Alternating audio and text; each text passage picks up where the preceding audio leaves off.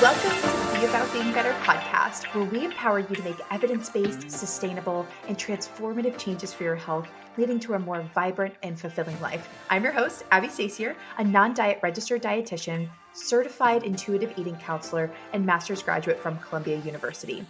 I believe that we can't make lasting or meaningful change single-handedly. So I'm so happy that you're here so that together you can see that a diet-free, sustainable, healthy lifestyle is possible. And you can leverage that to live a better life. And remember my disclaimer, this podcast is meant to give you general information and it's not meant to substitute or replace medical advice, a diagnosis, or service treatment.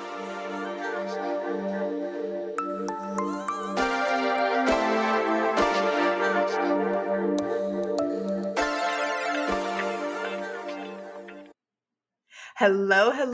Y'all, I am so excited for this episode. I have my really good friend, Amanda Wahlstedt, coming on to speak with us all about how to align our life to our menstrual cycle. And y'all know I'm obsessed with cycle syncing. We've talked about cycle syncing before. However, we're going to be diving into not just the nutrition considerations for cycle syncing, because we've talked about in the future episodes, so definitely head to the show notes to see those. We're going to be kind of expanding beyond that. What are some other ways that you can align your life to your menstrual cycle?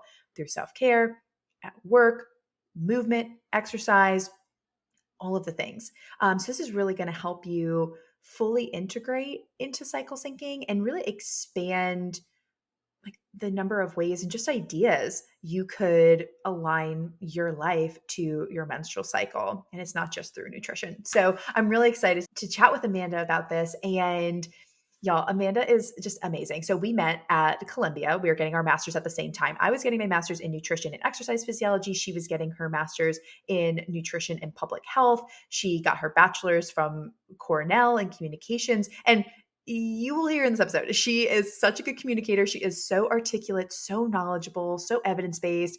And I just love that. And we share our values for a non-diet approach. We're just so aligned. So I really love all that. She is a registered dietitian and she is the founder of Roots to Leaves. And her online practice is a dietetic and lifestyle practice that supports women from post-birth control to postpartum. Love that. So definitely check her out. And all of her social media stuff is linked up in the show notes. She has a focus for functional and holistic women's health. She's a certified yoga instructor. She's received training in yoga and also Ayurveda. She's just overall so fabulous. And I'm really excited for you all to hear her wisdom and learn more about cycle syncing. All right, y'all, see you in the episode.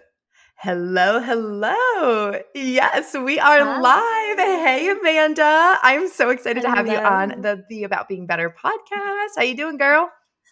So excited to be here. I'm doing so well. Just like to be connecting with you and to be on this platform. So how are you doing so far? I'm doing great. It's a Friday we're recording, so happy Friday in the summer. Happy Friday. Yes, exactly. A few summer Fridays left. I know. It really has flown by. I cannot believe it's August. I'm like, wait, what? Where did things go? Went by so fast this year. Yeah. And most of the time I was just had my head in a book studying for the RD exam, which you know what that's like last year. And big congratulations again on passing. Oh, thank you. It's a big feat, but I'm happy to have that behind me. So good. All right. So we start this question off with all of our guests. So definitely want to hear and dive into the deep end with you. What is something that you've been through, an obstacle, something that was really hard, that now looking back, that hindsight's 2020, you're really grateful that you went through that because it ultimately made you better? Yeah. So actually, I thought a lot about this topic. And considering the theme of today, I thought I would actually bring it into more of like a cycle-related challenge. So about a year and a half ago, 2 years ago, I all of a sudden started to feel like a very intense pain in my lower abdomen. And I thought it was just a cramp at first. So tried to ignore it, just moved on, like told the voice in my head, you're fine, like it's a cramp. And then it just kept building. And it really got to the point where I was like kneeled over at some point in so much pain, basically crying and still telling myself like, Amanda, you're being so dramatic. It's a cramp, like just breathe through it. And then it got to the point where I actually thought I was going to be sick. So I ended up like running to the restroom, almost threw up, but then started to get super dizzy and like had spots in my vision, was shaking, was sweating. ended up like collapsing basically on the bathroom floor and like putting my head on the tile and just like closing my eyes and passing out there. Woke up the next morning and all of the strange like lightheaded symptoms were gone, but the pain was still really intense in that lower abdomen area. And I remember thinking to myself, like, okay, like trying to logic my way through it. Maybe you are just having some cramps and like this weird bout of food poisoning or reaction to something. So really trying to downplay my own pain, and ended up going to work that day, ended up actually seeing clients. I think I called my mom and some friends and everyone was like, oh, I'm so sorry. That sounds like bad cramps. Yeah. And there was this like little voice in the back of my head that kept being like, this isn't a cramp. Like, Amanda, you know your body. You have studied your body in relationship to this. This is not what that feels like. And I kept just wanting to shush it up, very honestly. So finally, end of the day, I was like, you know what? I'll just go in. I'll listen to you. Fine. Just so you almost like stop bothering the little voice. I'll go in and get it checked out. And ended up getting a sonogram done. And the doctor came back in and was like, I am so surprised you were even able to walk here. I essentially had like a really large cyst that ended up rupturing. And the doctor basically said, based on the size of it, as well as like the severity of the bleeding that was happening around it, that she literally, I think, phrased it as like, this was a no joke cyst situation. Oh my gosh. And I had to like keep an eye out for bleeding going into my rib cage and if I couldn't breathe. And so it was this really scary and intense thing that my body went through. And the reason I'm really bringing it up in this context is because it really highlighted to me the importance of listening to that inner voice that we have as women. And as women, I think that we have been taught for such a long time to push down our pain and our discomfort, and to do that in an effort of not being dramatic or overly sensitive or causing a fuss, and the importance of not doing that, of pushing up against that and knowing that when that inner voice is coming in and is saying, you know, this doesn't feel right, or like this isn't going to serve you right now, or, you know, you don't feel good in this situation, to really listen to that, because you are your own best expert on your body and your own best health advocate. And to kind of continue to build that trust with yourself and with that voice is so important in the context of women's health. Wow. Wow. That is my a story really time. powerful story. Oh my gosh. Thank you so much for sharing that. And you're so right. Like, how many times do we get our period and we're like, all right, I'll just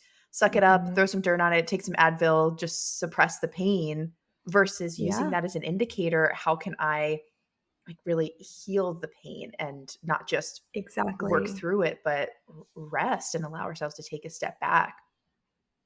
100%. And again, and if the Advil ends up coming in, okay, but at least first acknowledging, you know, this is what my body is telling me right now, and how can I understand what that message is so that I can act from a place of empowerment or intention, rather than just trying to shut off our connection to it or trying to suppress it. Yes, exactly. Oh, so is that what got you into cycle syncing, or like what was the journey after that? Was that was like a part of the cycle syncing journey, if you will. But it actually started when starts a long time ago. So I actually was on hormonal birth control pill from the age of 14 till 25. So like a decade plus. Wow. And at that point, I actually responded like really well to it, if you will. I had no side effects, no mood swings. I didn't bleed for over a decade. Wow. And I sort of thought like this was the dream, right? Like this was great, like no periods. And that was the norm in my social circle, that every young woman that I knew was either on hormonal birth control, either the pill or the IUD. So I really didn't question it. And then it was actually during a yoga training that I met a woman who was a little bit older than me, who had never been on birth control before. And she was saying something like, oh, I'm actually lower energy today because I'm in my luteal phase. I'm going to take it easy. And it was like a different language to me. And it just started to dawn on me in that moment, like, wow, I actually do not understand what my body feels like without synthetic hormones. I don't know what I look like or feel like as a fully embodied, you know, adult woman, Amanda. And so it kind of sparked my interest in getting off of it. And literally like that day, there really wasn't too much thought after that. I was just like, you know what?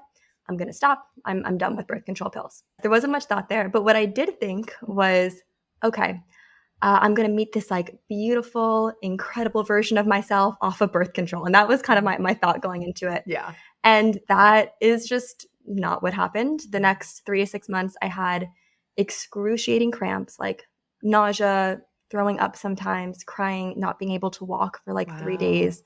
My digestion like seesawed all over the place, and I had no idea why. My kind of teenage acne started coming back up, and I had that ruptured cyst happen in that time period too.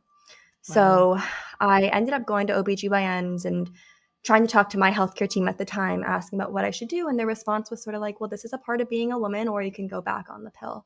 And and I was just like, that can't be the answer. Yeah, exactly. It's like, that cannot be the only answer. And I understand why that is approached. That's a whole other conversation, but it was not an empowering response for me.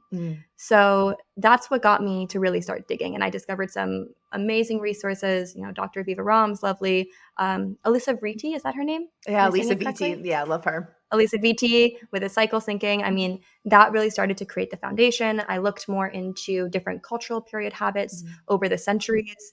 And then I started to really examine my own inner landscape and, started to notice, okay, maybe I'm feeling irritable on this day, but is there a reason? Can I see if there's a trend that's coming up? Can I start to connect the dots? Is my digestion, feeling more sluggish at certain time periods?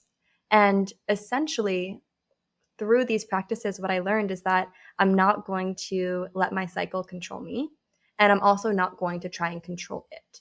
So rather, I'm going to form relation with it and find a way to really listen, right? Like we were talking about, listening to what the messaging is, understand it, and honor it. So that's what got me into kind of syncing to my cycle. And after doing that for, I think it was like 3 cycles consistently, it was like my period barely phased me. And so at this point, I've seen firsthand how powerful it can be. And I've also now watched my clients really see how much it can play a role in their overall health. Yeah. I love that you said that you are partnering with your body, because that forces us to turn inward versus looking to external cues, external things to tell us what to do with our body. It allows us to recognize that we do have an innate wisdom and we can trust our body. And if we want to have a better relationship with our body, food, exercise, our cycle, all of the things, or just ourselves in general, we have to have that partnership. We have to spend time with it. And so often we are living outside of ourselves, looking outside of ourselves for the answer, where we can feel so much better and actually see the answers that we desire by turning inward and partnering with ourselves. Completely agree. And to your point too, I think we often move through life trying to kind of change our outer environment in an effort to change our inner one. When really, if we actually go inward, like you said, and just start to sit into that and see what's coming up, and rather than trying to fight against that, but just have that befriending, that partnership. I love the word partner that you use there, to be able to be like, okay, this is what's going on inside. It's not good. It's not bad. There's no judgment, but how can I be curious about it? And with that, what messaging can I gain from it? Be like, okay, well, now I can see that I probably want to respond this way instead of this way. Right? And start to make little subtle shifts like that. Oh, I love that. Yes. Getting away from judgment, leaning into curiosity. Yes. So good. Okay, great. Can you run us through, I know I've mentioned it on the podcast a lot, and I think it's also beneficial for our audience to hear from someone else as well, but just run through the different phases, their season equivalents. Like, what would be your elevator pitch for the different phases of your menstrual cycle? So I love this topic. I feel like I could speak about this for like hours on end. But basically, and I know your listeners have heard about this a little bit before, but it's the idea that we have these 4 phases of our menstrual cycle. And with them, there are kind of 4 corresponding seasons that allow us to generally understand the ebbs and flows that are going on with those different phases. So we have the menstrual phase, or winter, if you will, and that really starts day 1 of our cycle, is marked by our bleed, so our period, and that's caused by a dip in hormones. So hormones are at an all-time low. That means that energy is at an all-time low. So if we consider our menstrual period, that menstrual phase, as a time of winter, well, then it makes sense. It's intuitive that we would think of it as a time of hibernation, of going inward, of moving slowly, of listening to what the body needs. I always like to tell people when they're just starting to get familiar with cycle syncing that when it comes to the menstrual phase, it's kind of intuitive to think that you want to be like warm and cozy, the same way that you want to be warm and cozy during winter. Yes. Right. So you probably on that first day of your bleed, you want to have like soups and stews and a warm cup of tea and a hot water bottle. You don't really want to like jump into a freezing cold ocean and like drink a smoothie. So again, if we think about it in terms of winter, it's really intuitive in terms of what we would want to do to soothe ourselves during that time period. And one other thing I do actually want to add about the menstrual phase in particular, because I think that what I hear coming up around this topic is that when we talk about going inward and thinking about hibernation during that winter menstrual phase, that there's this idea that we're hiding. And that is something I really want to make clear, is that this is not a time of fleeing. I think periods have a long history of being viewed as dirty or shameful, and that's not what we're talking about here, but rather a very intentional and empowered choice to go inward, to connect with yourself. And that's kind of how periods have been honored across various cultures, from Indigenous America to India for centuries. This time of strong intuition and connection to self and to nature and general womanhood. So just want to add that little caveat on there for periods. Yes, I love that. Yeah. So then the follicular phase, right, which for the sake of simplicity is right after the menstrual phase till ovulation. And that's when estrogen is getting back up. We have our energy starting to rise. We get that spring back in our step. So the season of spring, no surprise there. Things are starting to blossom and bloom. And then we have ovulation, which is marked by that LH surge, that release of the egg from the ovary. And that's our summer, right? Things are a little hot and heated. No coincidence that libido is starting to get high and peak then too. And then we have luteal, which is really more of a roller coaster, lasting from post-ovulation to right before our period.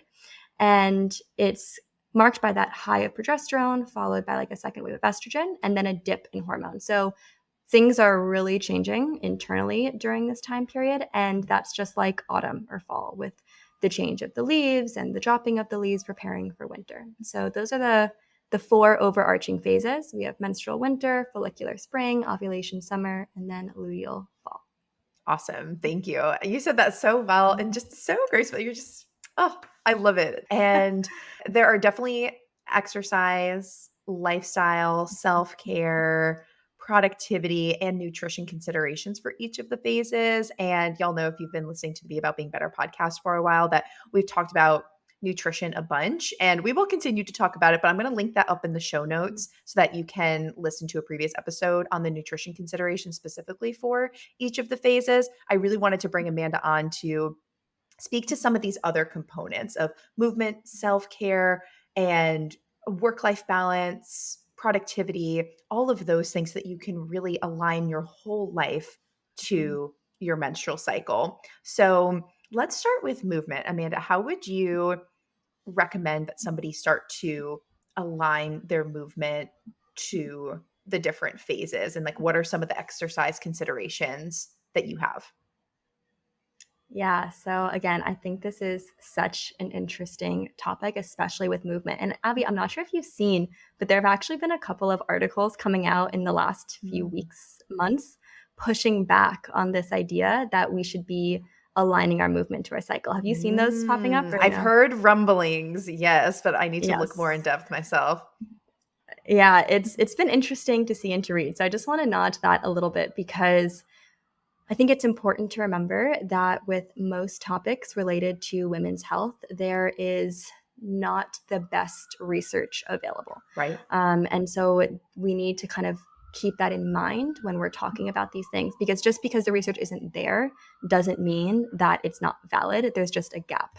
And I think that's really important. And with that, what we can start to understand is we do know how hormones fluctuate in the body. We do know the impacts that those can have on the body. So even if the research isn't clear cut on movement and cycle phases, we can use that information to infer how our energy is going to be with movement, how our body's going to respond to movement, and so on. And with that, I'll just add to that, every woman is different ebbs and flows going on, potentially different ranges of hormones. So it's never like a one size fits all approach, but just a general framework. And with that, you can start to tune into you and see what kind of movement is going to be the most beneficial and honoring of what your body needs. So with all that in mind, we have the menstrual phase. And again, this is marked by that lower energy, right? So with lower energy, a little intuitive to then also start to think, okay, lower movement, slower movement, lower impact. So oftentimes it's the time of rest, but with a little bit of movement. So especially for like releasing cramps or relieving tension with our cramps, for trying to boost mood, for supporting overall body and circulation. So a great time to be doing yin yoga, gentle stretches, a walk in nature I love. So connecting Yes. back to that nature too. I would say that's what really marks the menstrual phase. Now, if you are someone who really wants to work out while you're on your period, and there are some women who get a surge of energy during this time too, always listen to your body, but then I'll just add in the note of making sure you're really well hydrated to prevent also feeling lightheaded as well during this time. Great. So that's menstrual. Then we have follicular. And again, energy is picking back up. And so with that, it makes sense that we'd want to engage in more active exercise. So a great time for cardio or for more higher intensity kind of workouts, a powerful yoga practice or vinyasa or cycling or something of that nature. Then ovulation. I mean, this is when energy's peaked, motivation's peaked. In many ways, confidence is peaked, socialization's peaking. So it's really important to, or I think it can be very important, I should say, to use that, to go to group workout classes, go for runs with friends, do the HIIT class that you know you're going to feel really confident and great in. I also find that it can be, depending on your personality, a great time to engage in some very mild but healthy competition. So for me, I know this is when I love to do an Ashtanga yoga class because I'm in competition with myself and I feel confident in that. And I'll also just add that for both the follicular phase and the ovulatory phase, more so follicular, we're at a slightly increased risk for injury. And that's because estrogen starts to cause our tendons and our ligaments to be a little bit more lax. And that's something that research has actually shown time and time again. So if you are a trainer or an intense athlete, a good time to just be mindful of your limits and maybe bring in, some collagen or some vitamin C as a little extra buffer, if you will. And then finally, we have luteal. So again, during the luteal stage, we have different states of energy depending on that first half or second half. But in general, especially in the beginning, we see an increase in strength and endurance, along with a higher metabolic rate, so meaning a faster metabolism. So an increased need for calories and for protein and increased cortisol. So we also want to be mindful of extra stress on the body during this time. So that's why the luteal phase is a great time to be engaging in strength training that isn't too intense or lasts too long. That way we don't spike cortisol even more. So I would say mat Pilates, weights, resistance bands, things of that nature. Yes. Oh, I love all of this because, like you said, you mentioned even different types of yoga. You could be doing yoga all month long, but there's different types that will serve your body depending on what your hormones are doing at that time.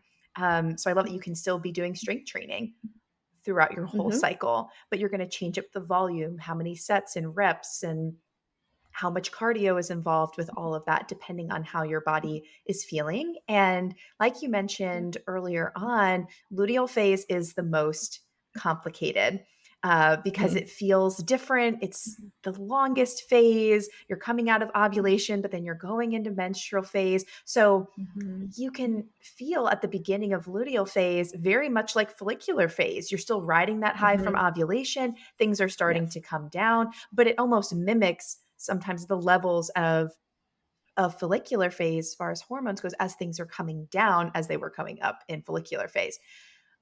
But then there is that switch. The closer and closer you get to actually bleeding, the more lower energy you start to get. And that switch and transition looks different for everyone. And the amount of days looks different for everyone. It also depends on what other things you're going through in your life, what other stressors you have, the season of work you're in, if you have kids, just what your nutrition is like, your caffeine intake. There's so many things that can impact that. So I think there's this fear of luteal phase when people start to engage in cycle syncing. However, I would just empower you all listening right now to view luteal phase as an invitation. Like there's so much to discover and be curious and not judge yourself for not having the same energy that you did during ovulation or during follicular phase, but see that the energy that you have during luteal phase is such a gift, and it can open a door for a different way to care for yourself and start to deepen that relationship with your body's innate wisdom. I so agree, Abby. And it's funny because, I feel like that luteal phase where people tend to get the most nervous. It's what's, I think typically marked by like PMS, if you will, or different, lesser desirable symptoms that may be arising. Or not even symptoms, just states of being. Right. And it's funny because I actually like the luteal phase the most. I'm too. currently in my luteal phase. Yes, I think because while maybe the follicular phase or ovulation, things are a little bit more easygoing, if you will. Like my clients are often saying, like, oh, I feel like I'm at my baseline during that time period, which is also an interesting way to look at it. But with the luteal phase, to your point, it really allows us to really listen. Like our body is going through so many changes that we can really feel and we can identify clearly. And so I actually think it provides this invitation, like you said, to really start to honor what's coming up and to start to be curious with ourselves too. Like, okay, you know what, I'm feeling really exhausted today, way more tired than I did a week ago, even though I want to do the same workout in my maybe more conscious mind. I want to go to the gym. I want to run 10 miles on the treadmill. But your body is saying, hey, our energy capacity right now isn't there. And so it really allows you to, again, engage in that partnership with your body of, okay, well then what can I do? What can I do? Because I know I still want to add in movement. I still want to maybe go to the gym or do some level of cardio. And again, like you said too, you don't have to stop doing your favorite workouts depending on what cycle you're in, but maybe you moderate the intensity. Maybe it's even the mindset you go into it is different, right? In terms of, you know what, I'm just going to see where I go on the treadmill today and take it from there without that judgment, with a bit more compassion. Oh, that's so good. Yes, just being flexible with yourself. And I think that is such a skill and a lesson that people need to learn. Is that it's okay to go into a workout and not have a set plan, but just get on the treadmill, just start lifting weights and see intuitively what your body is up for doing that day and being okay with that outcome. And some of the people that I follow on social media that are really into weightlifting, strength training, and just really in the fitness world have started to combat this notion that we need to decrease our intensity during luteal phase, because they're like, we have spent so much time focused on women empowerment that like now we're telling women that they can't lift weights. And it's like, we're not telling you that you can't lift weights, but you have to listen to your body. And I also think I've worked with so many clients that like have PCOS or are, really struggling coming off of birth control, like, very much similar to your experience. Like they're just having these awful symptoms after being on a synthetic form of birth control for a decade plus. When you start cycle syncing and start this process, you need a very stark difference between follicular and ovulation and luteal and menstrual. I truly, to try and get your body to start to feel the phases again. So I almost tell clients to collapse those two phases and really have a stark difference, or else, and especially like with diet culture and this need to be doing high intensity exercise all of the time. Like we need to learn that lesson of giving ourselves grace and start to be attuned to our body's innate wisdom, because we're so used to, number one, not feeling that if you have birth control that's suppressing it, but also just diet culture telling us that we need to push through anyway, even if your body's not feeling it, because we're relying on those external cues. So I'd be curious to hear like what you think about that, and if you agree, and some of the rumblings from fitness people out there that are talking about cycle syncing specifically for the luteal phase.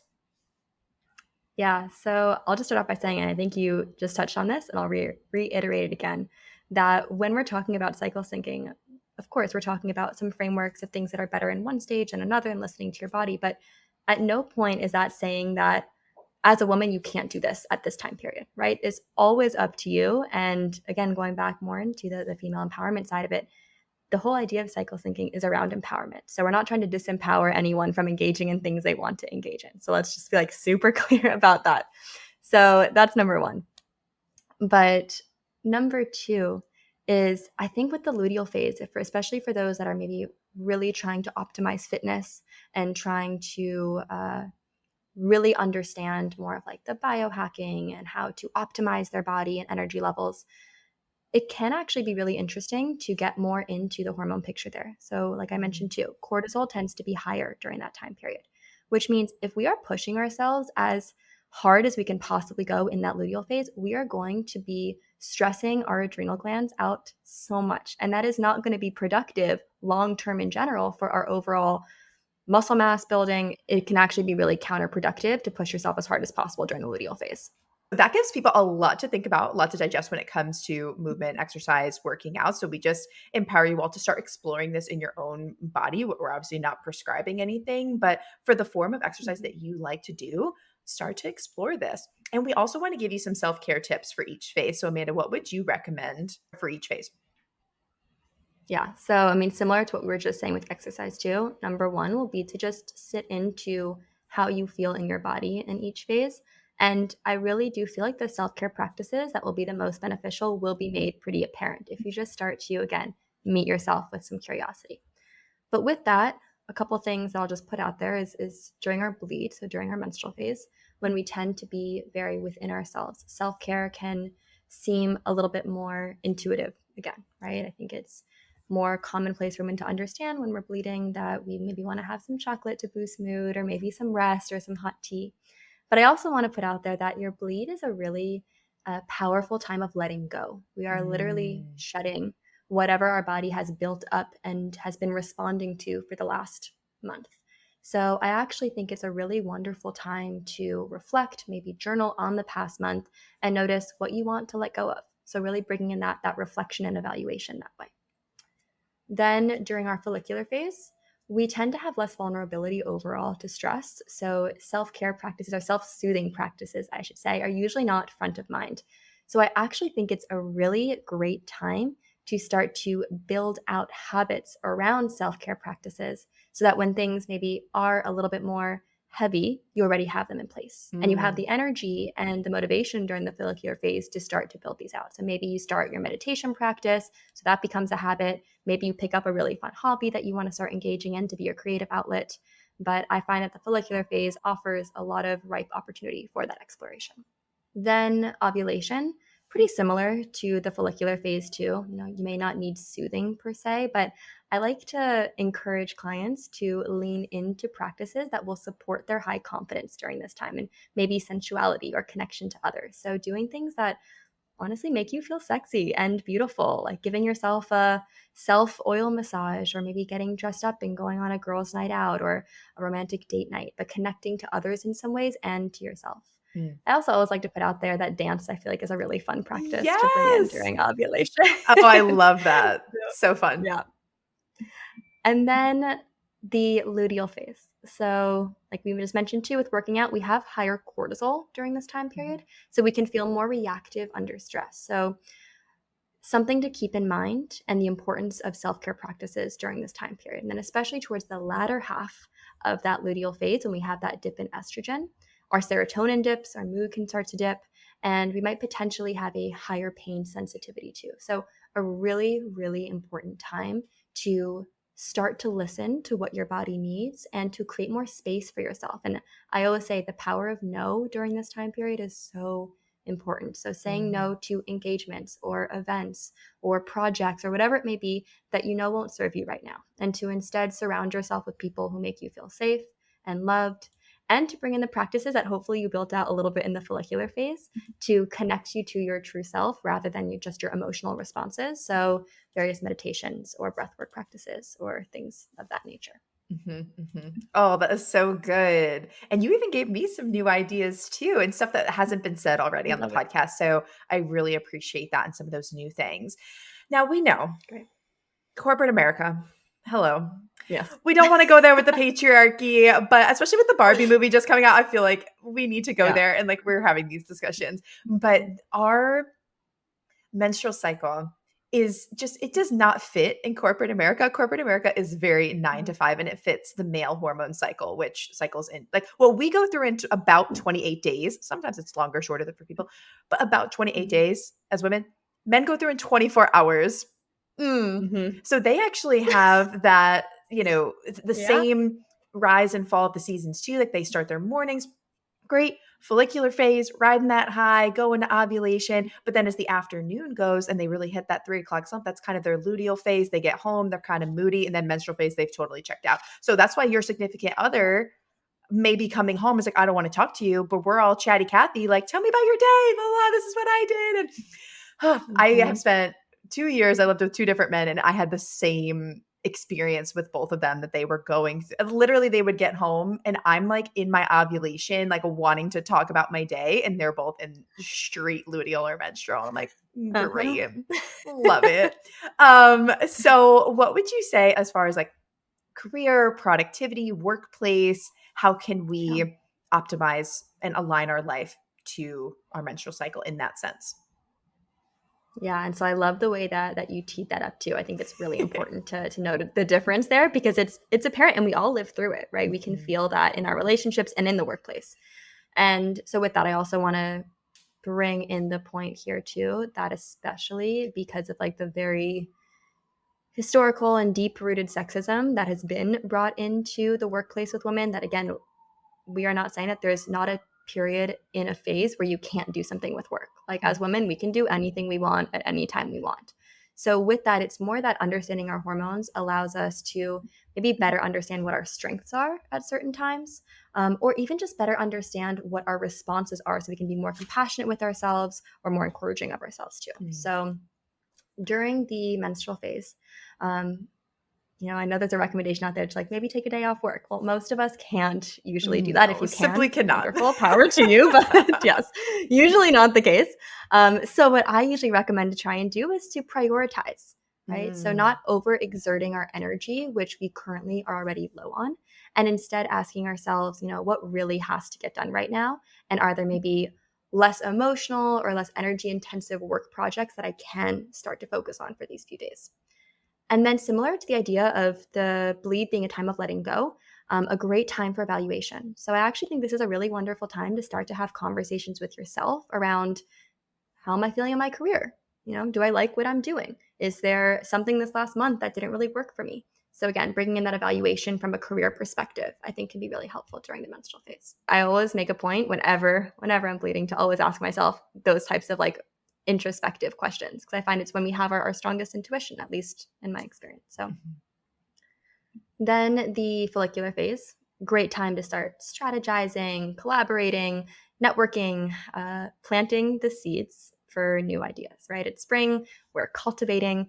It's a great time for new projects, new clients, big plans, things of that nature. Then during ovulation, execution and communication are like the two, I would say, biggest factors. So if you're able to schedule a big presentation around your ovulation, I mean, amazing. You're probably going to crush it.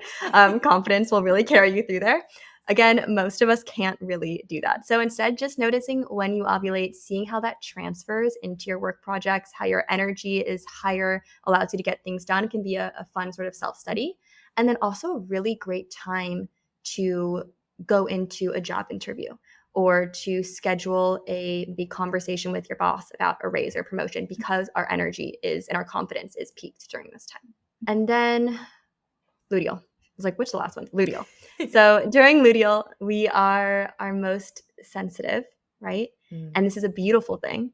But I think in the workplace, it's important to start to recognize that it may not be the best time for higher stress tasks. So a great time for more admin work. Again, if you have that flexibility there, great time to wrap up projects or to go into deep work with yourself in a project.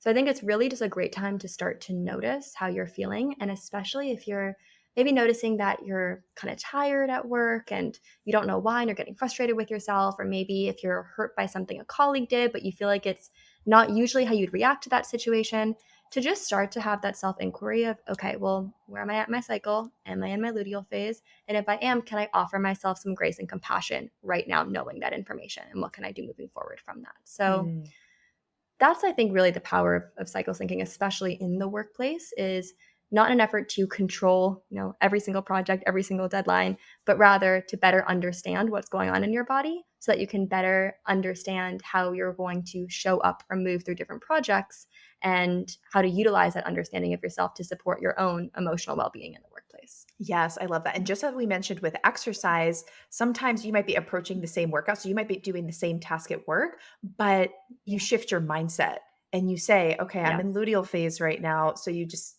wrap your head around that. My productivity might look different. This might take me longer than it did in follicular phase. Mhm.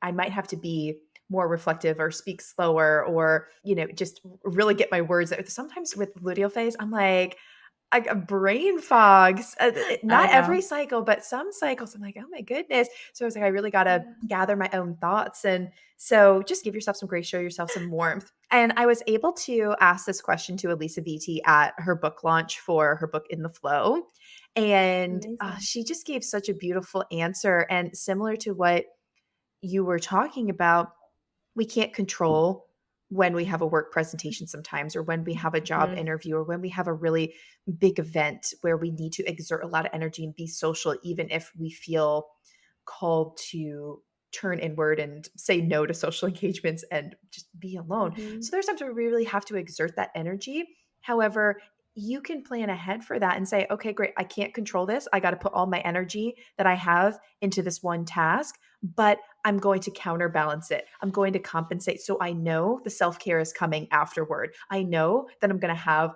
all Saturday just myself with no plans. And I'm looking forward to that Mhm. like luscious day to refill Yeah. my pitcher. Oh, I love that, and I'll just personally add, like I mentioned earlier, so I'm in my luteal phase right now, Yeah. and I was like yesterday, I was like, "Oh gosh, like I wanna show up with full presence for the podcast." Usually I would be like I feel like super sharp and super prepped. And similarly, I was like, well, I'm so excited to do this. There's no negotiation here for me to change the date or to not show up. It's important for me to be here. So instead, what can I do to help bring in some self care practices today so that I can feel like I can show up for this more collaborative, more follicular phased project Right. with presence. And so right before this, I meditated for 10 minutes and just tried to connect back to myself, offer some ease, offer some grace, some compassion. And then similarly, my Saturday, very chill. That's the plan. Yay. Oh, I love that so much. Thank you for that real example. Now, the question Yeah. that I always get when I talk about cycle syncing is like, what about me? What if I'm on birth control? What do I Yeah. do? And how do I approach cycle syncing? So what would you recommend? Yeah. So I know we spoke about this a little bit before in the past, but in general, with birth control, because it is a dose of synthetic hormones that is going to shut off our own body's hormonal cues and instead keep us at a steady state. So we don't have those ebbs and flows, right? It's just keeping us at a steady level with our hormones. We are in many ways disconnected from those seasons. So it's a little bit hard to offer the same sort of tools around learning to listen because the messages are just going to be different, right? They're not going to be the same as when we have those peaks and valleys. That being said, you still can start to bring in different practices that overall support your hormone health. And especially if you're thinking about getting off birth control at some point, it just allows you to continue to flex that muscle of knowing kind of how to bring in different foods, different lifestyle interventions to just overwhelmingly support your body and its hormones for when they start to rev back up or have those peaks and valleys later on. Right. Your body will already be ready for that. You'll have the habits in place. You'll be Mhm. more aware of it too. Like it Yeah. takes a little bit because we don't learn this in school. We don't learn about the different phases. So you're going to hear about this now, Mhm. but you learn better by doing and internalizing it and experiencing it. So if you can do that for several months before you go off birth control or for years before you go off, it will be a smoother transition off. I mean, I've Yeah. had clients get their period back and it's a very manageable cycle 1 or 2 months Mhm. after they go off of birth control just for cycle syncing for 3 months prior. Um, so Yeah. it will really help with smoothing out that transition, but then also just making sure you have the lifestyle in place for when you do transition off. And it can also help to heal any underlying hormone imbalances that may be there that may have been the reason why you started on a synthetic form of birth control in the first place. Mhm. Totally. Completely agree. Awesome. So if someone is maybe off of birth control now and they're having a really irregular cycle and they want to start cycle syncing, where would you recommend that they start? Yeah, so I get this question a lot too, especially in my practice, because I feel like irregular periods, and that means whether you're not sure when they're going to come or if they're longer than 35 days or shorter than 25, or maybe heavy bleeding, tends to be the norm in so many ways. So I kind of approach it from 3 different lenses. One is I really think above all else, it's important to try and figure out what may be causing those irregular periods. And that's a lot of the work that I do with my clients too, is can you start to gather information around what may be contributing to this irregularity that we're seeing, just so you have a better understanding of what your hormonal baseline is that we're working with. So that's number 1. Number 2 is, can you start to practice gentle ways of listening to your body? And I think a great place to start is, regardless of whether you have a regular or irregular cycle, starting with the menstrual phase. So long as you are bleeding, I think that's a really wonderful time to really start to check in and listen to your body that way, knowing that then we have the follicular phase and you can start to see the subtle shifts in energy that are going on. And with that, I'd say it's really important to make sure that you also have the basics down, and those are rock solid before going into any of the intricacies of cycle syncing. So this goes for anyone really, but especially if you have an irregular cycle, that before you start trying to change around work projects or fitness classes to match hormones, can we first make sure that we are providing a sense of safety in the body from the get-go? So right, can we nourish fully? Can we move our body respectfully? Can we care for our minds consistently? And from there, oftentimes I see in my practice that a lot of the menstrual irregularities already start to fall back into place. And then we can start to get even more detailed with cycle syncing. Yes, I see the same thing with my clients as well. Like, I won't even introduce cycle syncing until they have those foundations there, or else it really Yeah. can turn into a diet, and it can just be the plan that you're following, and you can be so rigid with it. And diet culture just has a way of infiltrating all of the good things in our lives, and we don't want it to be like that. And it's a really Exactly. intuitive, flexible process, and there's so many different ways to cycle sync, which I hope that this episode has opened y'all's mind up to that. But I totally agree, Amanda, you need the foundations there. You need to start like meal prepping, grocery shopping consistently, just caring for yourself, choosing any form of Yeah. movement, and having a schedule for that, a morning and evening routine, like some of these very foundational, drinking water, hello, hi, maybe less caffeine. So yeah, you need some of those basic foundational things. And once you get into that groove, then it becomes very easy to loop in. Oh, okay, if I'm already exercising, now I can start to loop in and change up. Okay, what weights am I going to choose? Am I going to do cardio here or there? Am I going to do yin yoga or ashtanga? What am I going to do to kind of change it up? Because I already have that practice. Whereas if you don't and you just go into it, that's okay. I need to do ashtanga at this time. I need to do yin yoga at this time. I need to go for a walk at this. It's like, no, we don't need to do anything. We just Exactly. something. Exactly. And I get that a lot, and I'm sure you do too, because again, both Yeah. dietitians here, but around food a lot, as my clients will, both my clients and on Instagram, a lot of the questions I get is, oh, well, should I start eating, omega-3 rich foods in that premenstrual kind of ramp up? And I mean, the answer is yes, it's not going to hurt. In fact, it's lovely to add in. However, if you are filling the rest of your plate up with, more processed foods or less whole foods, or foods that are not really serving your body, or if you're, again, more in a diet culture mindset or are cutting calories or are restricting, adding in that omega-3 rich food in the endoluteal phase likely isn't going to move the needle so much. And that's where, again, understanding how to fuel yourself fully and through an abundance mindset is always step 1. And then we can start to talk about different seeds or vegetables or products to bring in at the different cycle phases. Yes, exactly. I totally agree. And I was having so much caffeine, and I've shared this on my Instagram. I was having so much caffeine to study for my RD exam, and I'm not proud of this, but I need to I need to be honest. I was having so much caffeine. Let it I'd out. be I'd be wired all day. I would need to take Benadryl to fall asleep. And then I'd be so Yeah. tired because we know Benadryl just makes us feel so drowsy in the morning and almost hungover in a sense. I'd Yeah. have to have even more caffeine the next day to wake me up because I'm like, I need to study for the RD exam. And it was horrible on my body. And that, coupled with the stress of studying for the exam, Yeah. I mean, my period was so late, breaking out so bad, GI Yeah. symptoms up the wazoo. It was a horrible experience. And Oh, I felt like I was choosing health in a lot of ways because I was meal prepping and I was moving my body and I was like, listening to myself. But in that sense, I wasn't listening to myself. And my Yeah. body really took a hit. And y'all know that I'm not about restrictions and all foods fit. However, I am about intuitive eating. I am about listening to your body's cues and responding out of care, love, and respect for yourself. And that was an example of me listening to my body's cues. I knew my body wasn't responding to the caffeine well, but I suppressed those cues and I wasn't responding to my body's cues out of care, love, and respect for myself. So now I have really taken a step back from caffeine intake. And it was rough at first. And I basically went cold turkey. And now I'm starting to loop in some matcha. And some green tea there. And I know you love your matchas. I And love my I matcha. miss having matcha with you in New York City. I miss our little like I brunch know, come days. back.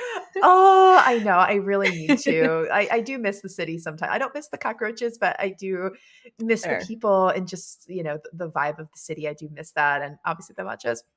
So that has been so helpful for me. And my last cycle was on time, amazing, less breakouts. And I feel so good. I have so much more energy. And I'm like, wow, like speaking to what you were talking about, I didn't really have to change a lot, but I Mhm. had to ask myself, okay, if I could just do one thing, or what is the thing that's really affecting my Mhm. hormones the most? And I was like, the common denominator for me, the rate limiting step was the caffeine intake. Yeah, I so hear you. I still do my matcha, but I got off coffee, I think about a year and a half ago too, because it was that thing that was really making my cramps more painful. And there's interesting and some conflicting research on that, but similarly, it's like when you start to pinpoint one or two things, alcohol for me too. I stopped drinking, I think almost 2 years ago now too, just because I realized it wasn't serving my body and I didn't like the way I felt anymore when I drank it. And I didn't like how it was interacting with my hormones and my cycle. So again, it's having the foundations, but then also recognizing there might be, that one factor that your body is really sensitive to. And I also talk to my clients about that with travel, right? And Mm. when we're traveling, when we disrupt our routine like that, when we go into a different time zone especially, it's stressful on the body. And Yeah. as a result, your cycle might be totally off that month.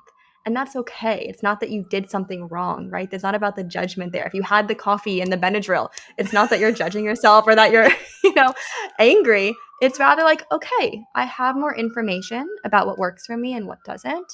And I now know how to move forward, either to better support myself or now support myself given the reaction that it had to X, Y, and Z, Mhm, right? mhm. Yes, and I really needed to employ that for sure for myself. I needed to show myself some more warmth and understanding, and Yeah. I'm so happy that I did because I'm feeling so much better now.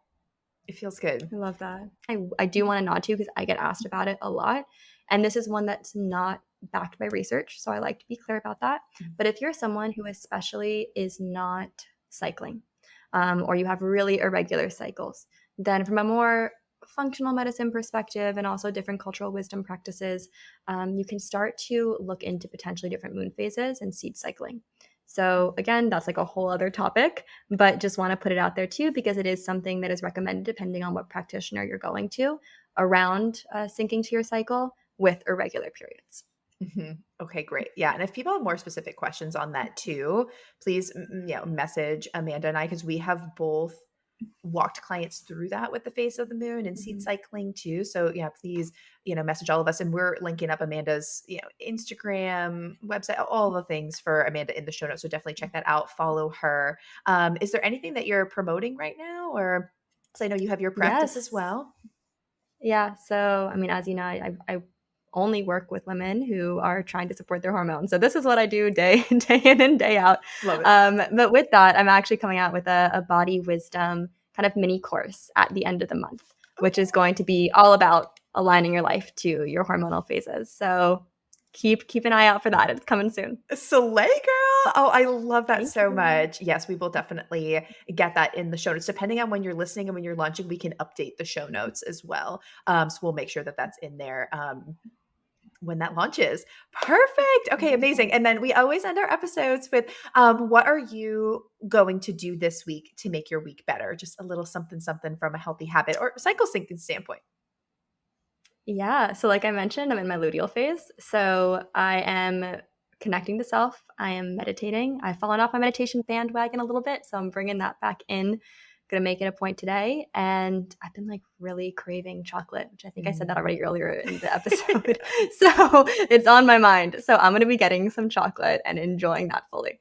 Yes, as you should, girl. Oh, I love it. Well, thank you so much for being with us today, Amanda. I really appreciate you and your wisdom and your inner wisdom, because when you do that for yourself, I mean, you can't help anyone transform past what you have gone through yourself. So thank you so much for leaning in, getting curious with yourself, going through these transformations, because it's not easy, and working on healing, because you have so much wisdom to provide all of us. So thank you so much.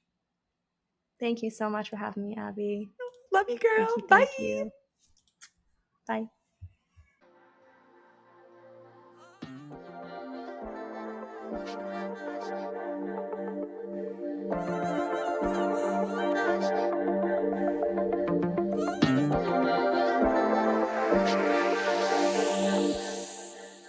Hey y'all, thanks again for listening to the Be About Being Better podcast. I so appreciate you. If this episode made you laugh, smile, think about yourself or your life differently, in any way making your life better, I empower you to share the show with 3 people who, just like you, need to hear this message and have this type of transformation in their lives. I personally read all the reviews of the show and see the Instagram story shares, and it honestly gives me so much joy to see that our mission is making people's lives better, and the reviews really do help in increasing our impact. So thank you so much for taking the time to do that.